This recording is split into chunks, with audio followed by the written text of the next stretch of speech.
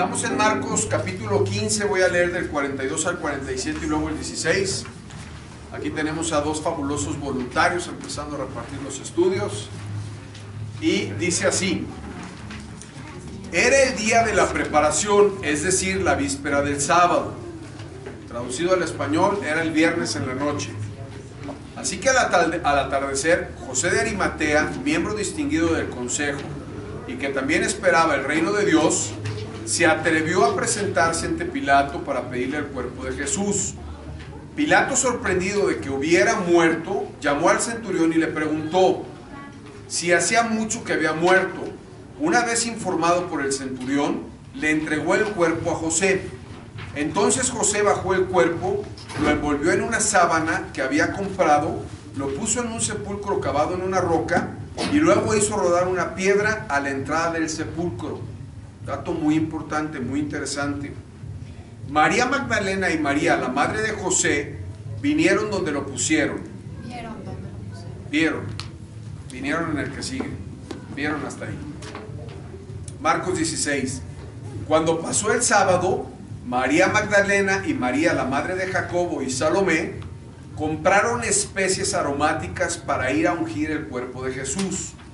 Muy de mañana, el primer día de la semana, o sea, el sábado. ¿Sábado o domingos? Domingo, ¿no? Domingo. Vamos a ver, porque ahí en otra versión creo que es sábado para ellos, pero ahorita lo vemos. Cuando pasó el sábado, amor. Ok. ¿Cómo? El domingo, mi amor. ¿Sabe? Hay que dejar todos los puntos claros. Apenas saliendo el sol se dirigieron al sepulcro. Iban diciéndose unas a otras: ¿quién nos quitará la piedra de la entrada del sepulcro? Pues la piedra era muy grande, pero al fijarse bien se dieron cuenta de que estaba corrida. Al entrar en el sepulcro vieron a un joven vestido con un manto blanco, sentado a la derecha, y se asustaron. No se asusten, les dijo. Ustedes buscan a Jesús el Nazareno, el que fue crucificado. Increíble lo que sigue. Palabras de poder en nuestra Biblia que tanto amamos. Ha resucitado. No está aquí. Miren el lugar donde lo pusieron. Pero vayan a decirles a los discípulos y Pedro: Él va delante de ustedes a Galilea. Ahí lo verán, tal como les dijo. Temblorosas y desconcertadas, las mujeres salieron huyendo del sepulcro y no dijeron nada a nadie porque tenían miedo.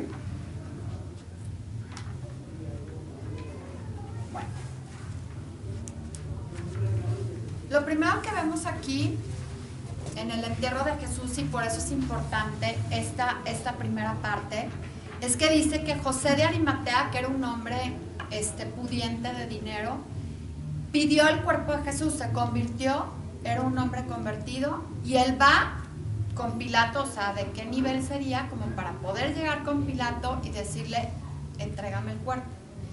Y Pilato dice que se sorprendió de que yo hubiera muerto, porque normalmente, o sea, no eran tan azotados las personas crucificadas y tardaban mucho tiempo en morir en la cruz.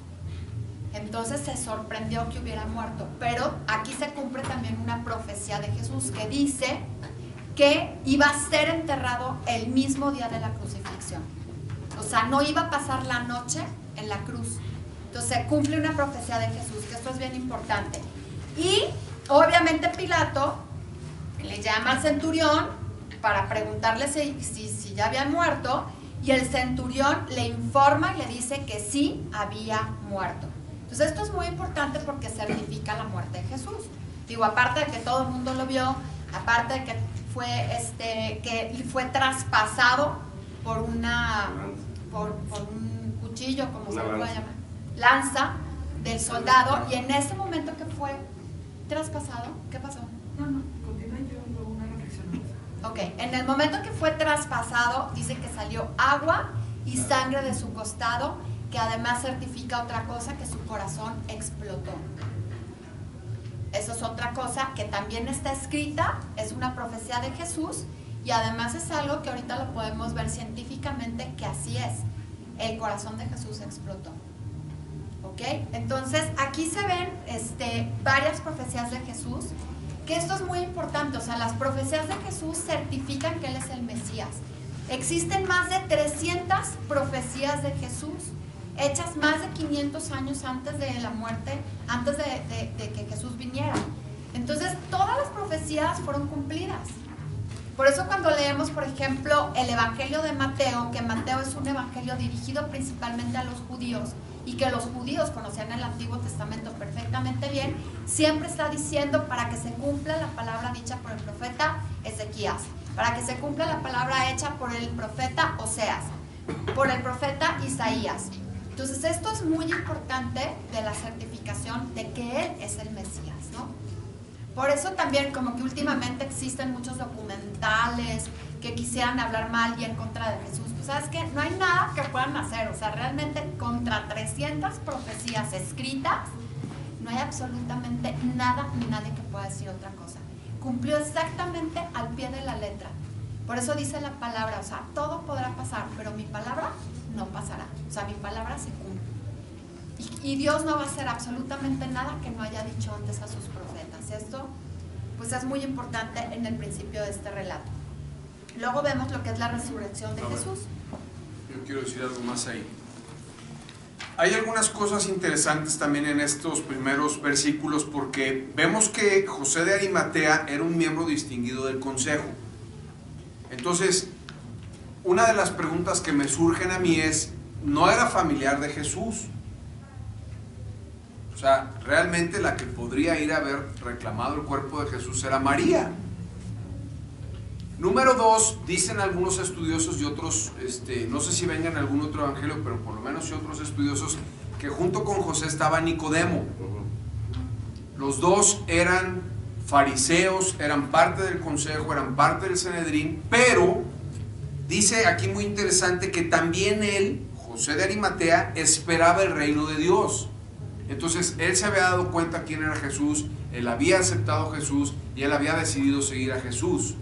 Y por eso es que él toma un acto, porque tener una tumba en esa época era algo muy costoso, y él está dispuesto a sacrificar una parte de lo que él tiene por saber quién es Jesús y para poderle dedicar una sepultura correcta, adecuada. En esa época los egipcios embalsamaban a las personas que se morían, y los judíos, ahorita lo va a decir un poco más adelante Sara, lo que hacía era que compraban perfumes y entonces le ponían perfumes al cuerpo para que los tuviera en el proceso de descomposición y no oliera feo. Algo que también me llama la atención es que Pilato dice que se sorprendió de que hubiera muerto. Pero ¿por qué se sorprendió de que hubiera muerto si sabía que se lo habían llevado a matarlo y a crucificarlo? Porque vimos la semana pasada que la muerte por crucifixión a veces duraba hasta 7 días. Era una muerte lenta y que generalmente terminaba en asfixia. Pero vemos también que cuando Jesús muere, muere de un grito, muere de un estallido. Entonces muere de una manera muy violenta, muy impactante, en un instante. Y entonces él no muere como normalmente muere una persona que es crucificada. Entonces, hay 3 datos interesantes aquí. Se vuelve a mencionar María Magdalena y María, la madre de José. Ellas dice que vieron donde lo pusieron, o sea, ellas estuvieron presentes y son los testigos que menciona el Evangelio cuando Jesús muere. Luego son los testigos que menciona el Evangelio cuando Jesús es enterrado. Pues ellas presenciaron que fue enterrado y vieron que cerraron el sepulcro con una roca. Y luego vuelven a ser los testigos. Ahorita vamos a continuar con los siguientes versículos. Ellas son los testigos que ven que Jesús ha resucitado. Mujeres que regresaron y que la preguntaron. Así es. Síguele, mi amor. Aquí. Bueno. Aquí voy a leerles esto un poquito. Bueno, dice, lo primero, ¿por qué es importante la resurrección? Primero corrobora lo anunciado por los profetas acerca del Mesías, ¿no? Esto es lo más importante. Había una profecía. Y vamos a leer Oseas 6:2, que dice lo siguiente. Dice, nos dará vida después de 2 días. En el tercer día nos resucitará y viviremos delante de él. Pues aquí está hablando, dice, venid y volvamos a Dios, porque Él arrebató y nos curará, hirió y nos vendará. Está hablando el pueblo de Dios. Y dice, nos resucitará, o sea, está incluyéndose el pueblo en esta resurrección. Nos dará vida después de 2 días. ¿Por qué? Porque junto con la resurrección de Jesús, nosotros también somos resucitados. ¿Ok? Entonces, esto es súper importante, es básico para el cristianismo, básico para los que creemos en Dios. Junto con Jesús, fuimos con Él resucitado. También fuimos juntamente con Él sepultados. O sea, Él nos llevó con Él, Él padeció lo que nos tocaba a nosotros, Él lo hizo para salvarnos a nosotros. Entonces dice que padeció, dice que bajó a las profundidades de la tierra en ese tiempo, en ese momento, bajó a las profundidades de la tierra. ¿A qué bajó a las profundidades de la tierra? Entonces hay muchos que pelean lo siguiente. Dice, bajó a arrebatarle las llaves a Satanás del Hades, pero no existe una palabra como tal que diga que le arrebató las llaves. Solamente dice que Él tiene las llaves del Hades en Apocalipsis. En Apocalipsis, ahorita se los voy a leer 1. En Apocalipsis 1 dice lo siguiente. Dice,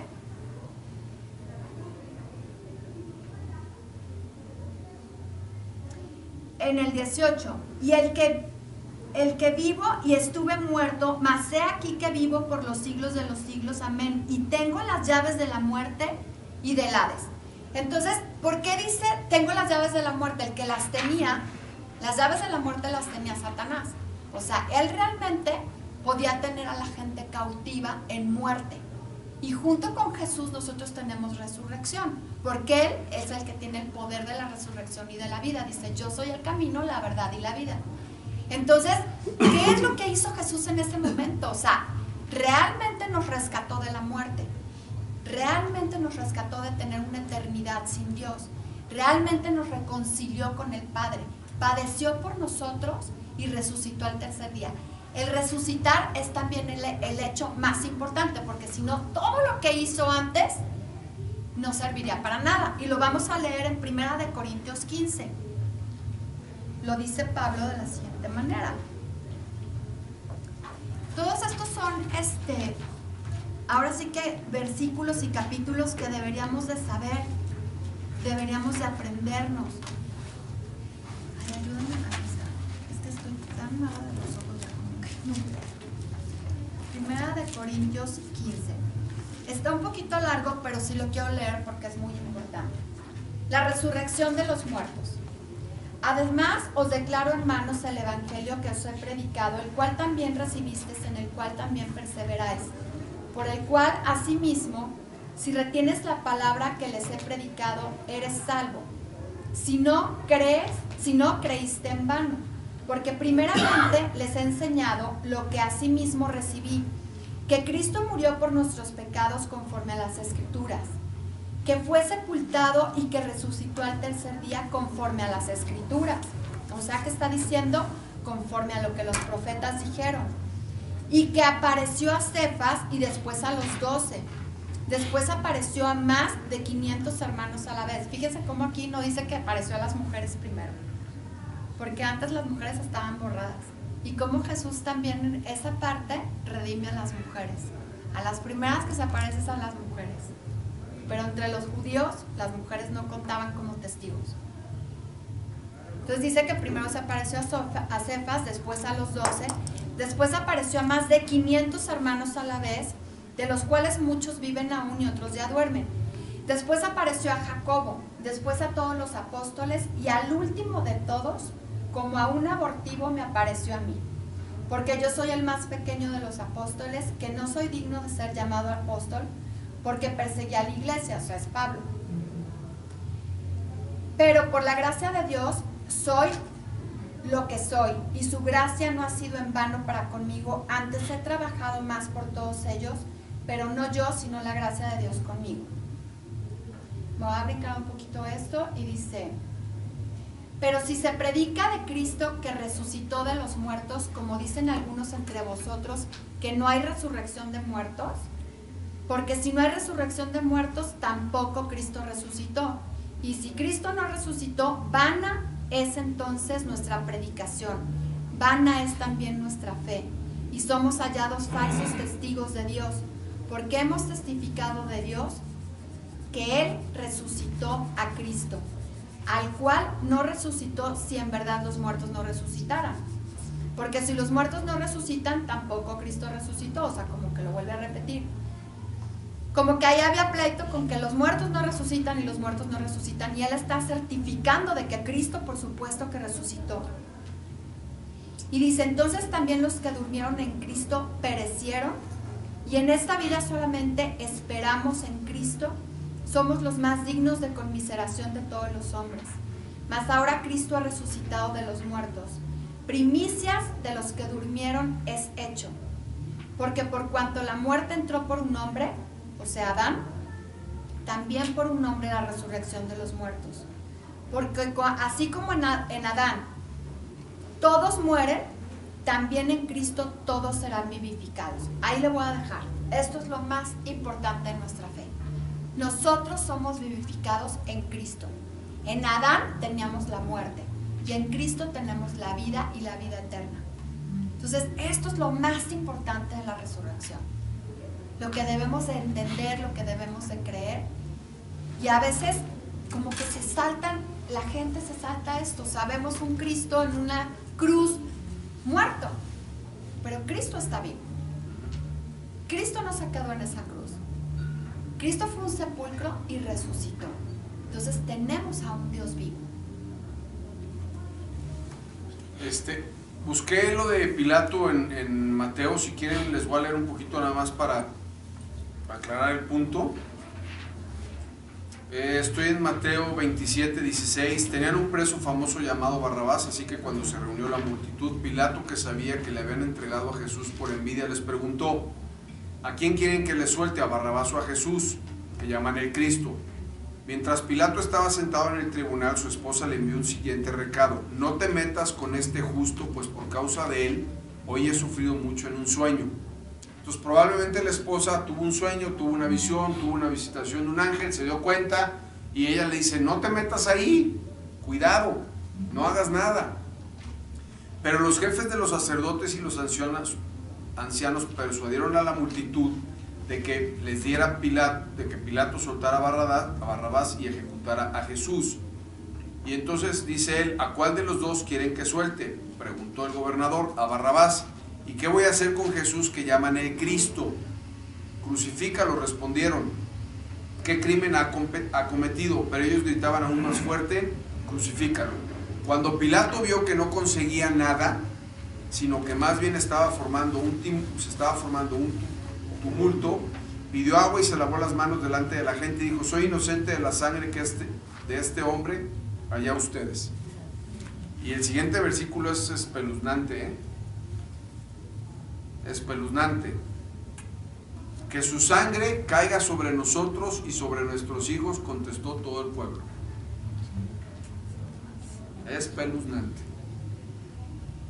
Entonces le soltó a Barrabás, pero Jesús lo mandó a azotar y lo entregó para que lo crucificaran.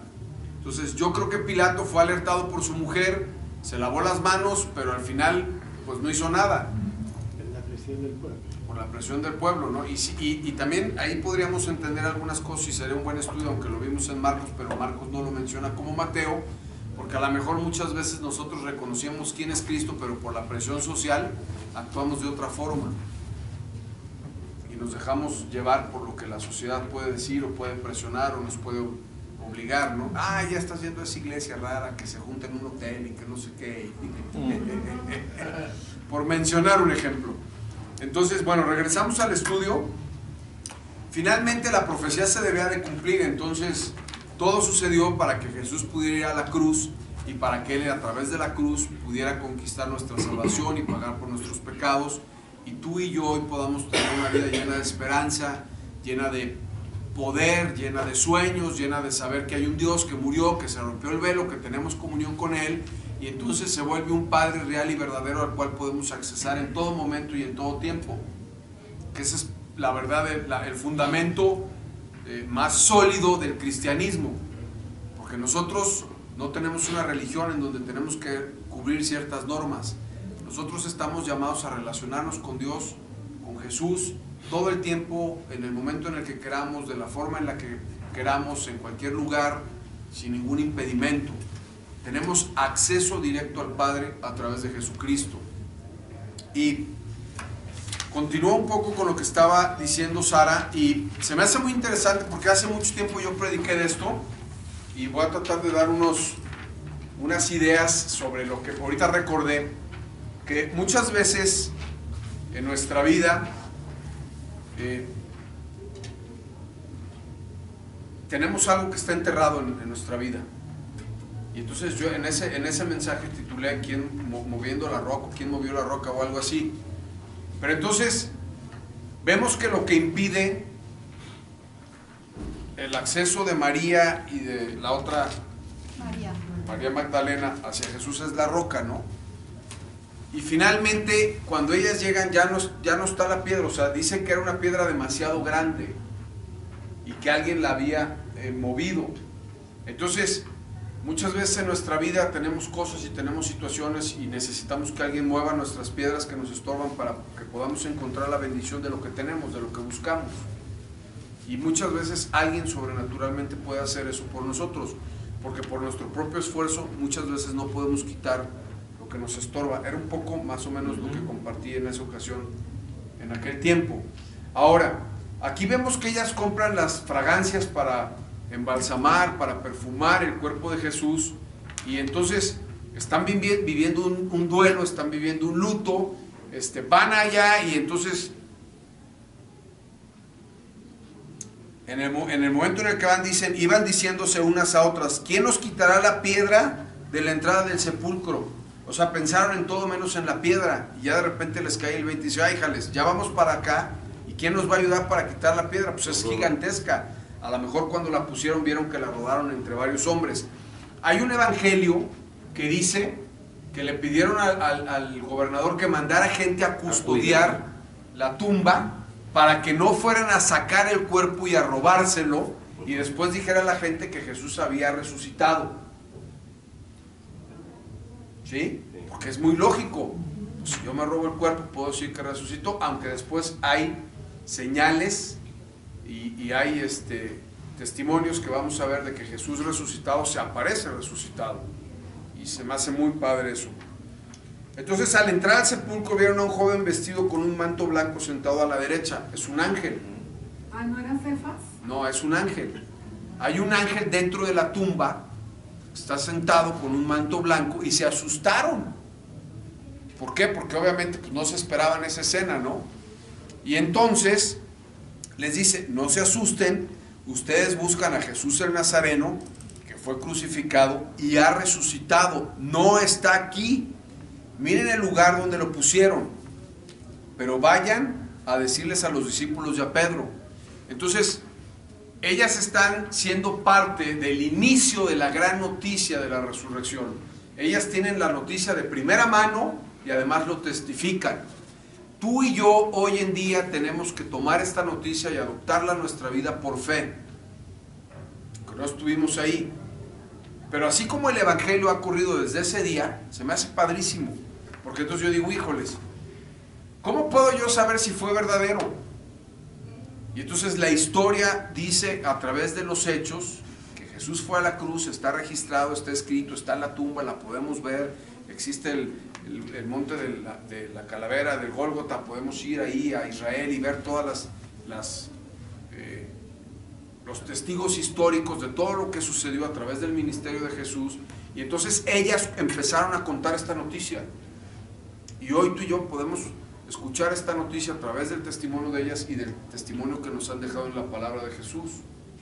Y es increíble que Dios realmente haya venido al mundo, que haya dejado su divinidad, que haya ido a una cruz, el significado de lo que esto tiene, que haya ido a la cruz, que haya muerto, como dijo Sara, que haya ido por las llaves del Hades y que haya resucitado, porque entonces en la resurrección tú y yo tenemos la victoria y sabemos hacia dónde nos dirigimos el día de mañana, y es lo que da sentido y esperanza a nuestra vida. Ahí voy.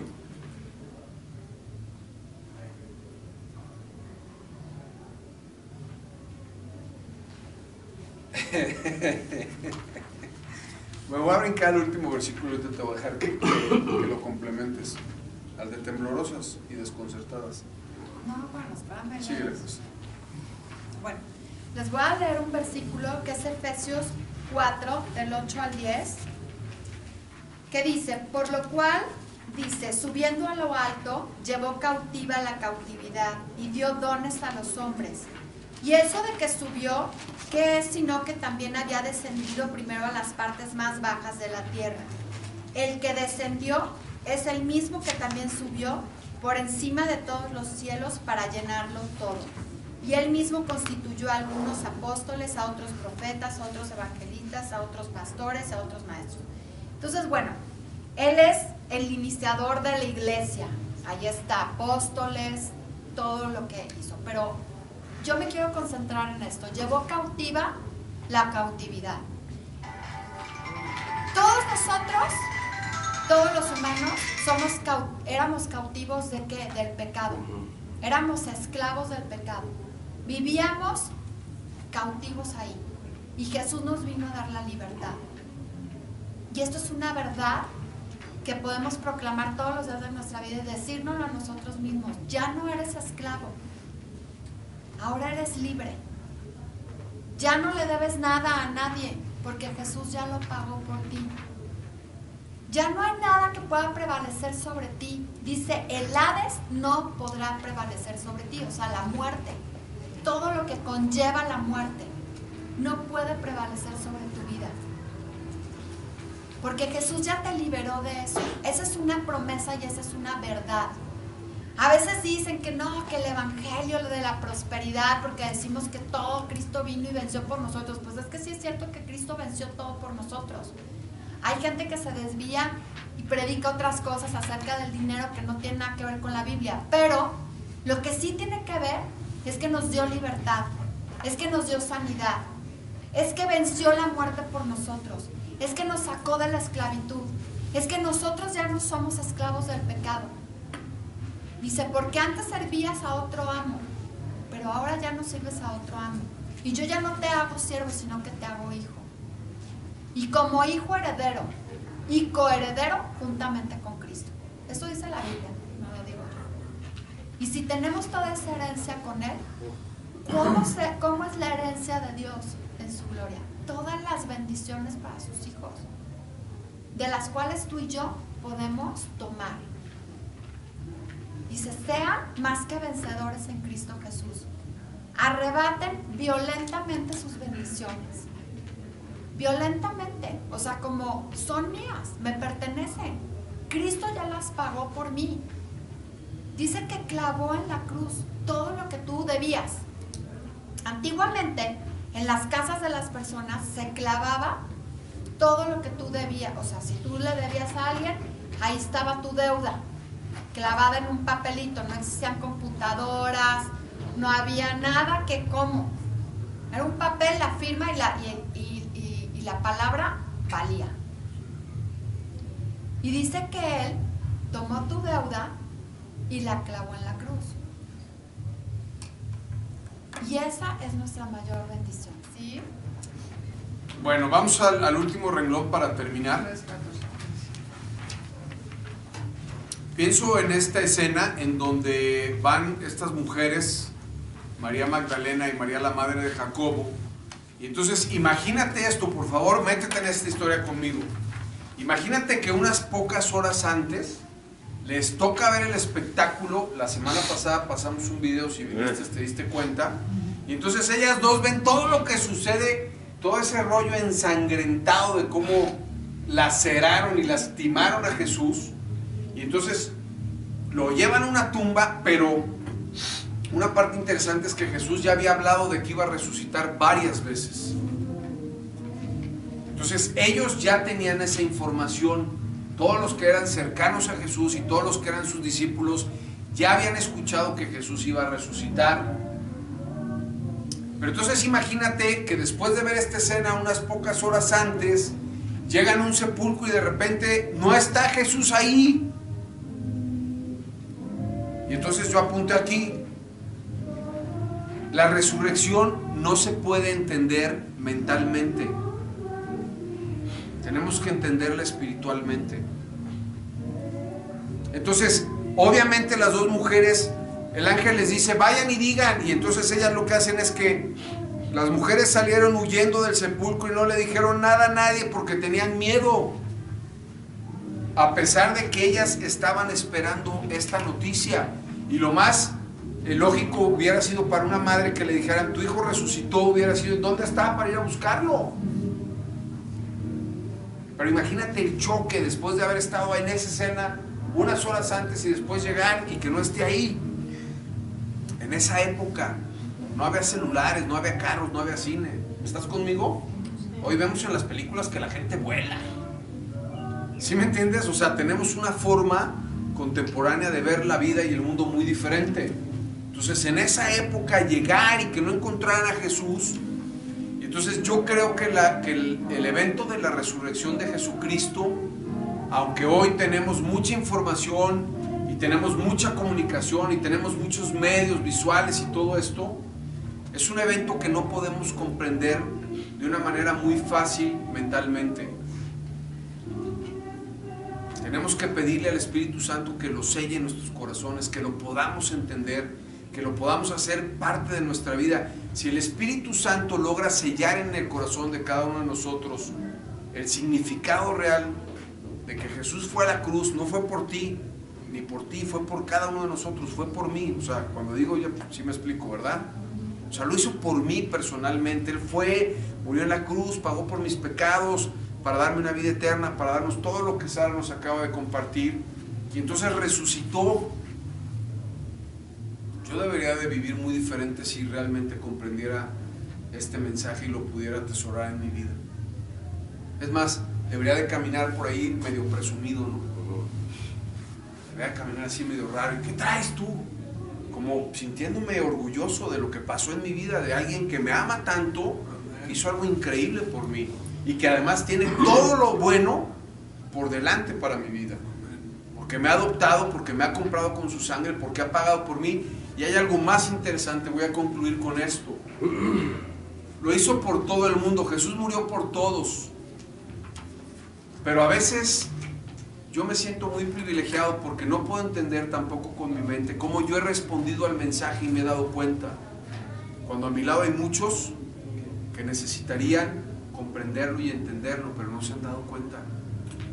Mucha gente vive perdida en la vida sin encontrarse con Jesús, sin entender lo que hizo por ellos en la cruz, y fue para todos por igual. Pero entonces tú y yo hoy nos tenemos que sentir muy privilegiados por haberlo entendido, por haberlo reconocido. Dice la palabra en Juan, no encontraste tú a Jesús, sino Jesús te encontró a ti. Y Jesús nos ha encontrado a cada uno de nosotros, nos ha abrazado, nos ha sanado, está al cuidado de nuestras vidas, está al pendiente de nuestras luchas, de nuestras dificultades, de las cosas que padecemos, de nuestras enfermedades, de nuestros problemas de carácter, de nuestras deudas, de nuestras familias y de todo lo que nos rodea. Y ya dije que iba a concluir con eso, pero sí voy a concluir con esto. En la mañana que desayuné con este amigo le dije, oye, yo a veces pienso, y yo tengo un pensamiento y digo, si yo tengo a Jesús en mi vida y yo sé el gran recurso que es para mí y a veces me cuestan trabajo las cosas, yo no puedo entender cómo la gente puede afuera vivir sin Jesucristo. Si yo a veces me siento triste, me deprimo, tengo batallas, tengo luchas, tengo situaciones complicadas en mi vida y sé que Jesús está conmigo, es real, no es una teoría. Entonces digo, ¿cómo la gente puede vivir sin Jesús? Entonces tú y yo tenemos que sentirnos muy afortunados, muy agradecidos, muy bendecidos por lo que Él ha hecho en la cruz por cada uno de nosotros. Voy a dejar que Sara concluya y que después le voy a pedir que ore tal vez con esto mi vida, que pueda el Señor revelarnos cada uno lo espiritual. ¿Me parece? Les voy a leer en 1 Corintios 15:55 que dice, ¿dónde está, oh muerte, tu aguijón? ¿Y dónde, oh sepulcro, tu victoria? Y me encantó esto que encontré en internet que dice, primero, La resurrección de Jesús testifica del inmenso poder de Dios mismo. Creer en la resurrección es creer en Dios. Si Dios existe y si Él creó el universo y tiene poder sobre Él, entonces Él tiene el poder de levantar a los muertos. Y esto me encanta porque el poder de Dios es algo que a veces se nos olvida en esta vida diaria, que solamente pues lo que vamos viviendo continuamente, ¿no? Y lejos de ver cosas impresionantes o sobrenaturales, pues todos los días estamos viendo más bien cosas horribles. Pero tenemos que tener esa fe para poder ver lo sobrenatural de Dios. Todavía podemos orar por los enfermos y ellos van a sanar. Todavía podemos creer que Dios tiene un milagro para mí, que tiene una esperanza para mi vida, que puede pasar algo, que Dios puede mover este universo porque Él lo creó a favor de mí, porque soy su hijo. Y no porque me lo merezca, porque no nos merecemos nada, solo porque Jesús ya venció por mí y porque Él me lo está dando gratis, a cambio de nada. No te pide nada Jesús a cambio. Quitémonos toda esa mentalidad en donde creemos que tenemos que dar algo a cambio. Jesús dijo, te lo vengo a dar y gratis, porque te amo. O sea, tú eres hijo de Dios gratis. Y como hijo de Dios tienes una herencia gratis. Así te lo digo. Y créelo. Y si hay alguien que te ha dicho otra cosa, no lo creas y rechaza eso de tu vida. Y si todos los días camináramos en eso, esa es la fe. De creer que lo mejor está por venir a mi vida. De creer que soy más que victorioso en Jesús. Que aún hay cosas que a lo mejor nacimos con ellas y no nos hemos podido deshacer de ellas, mentales, de nuestra familia, de nuestro carácter, pero que Dios sí puede hacer un cambio en tu vida. Para Dios no hay nada imposible. Él sí lo puede hacer en tu vida.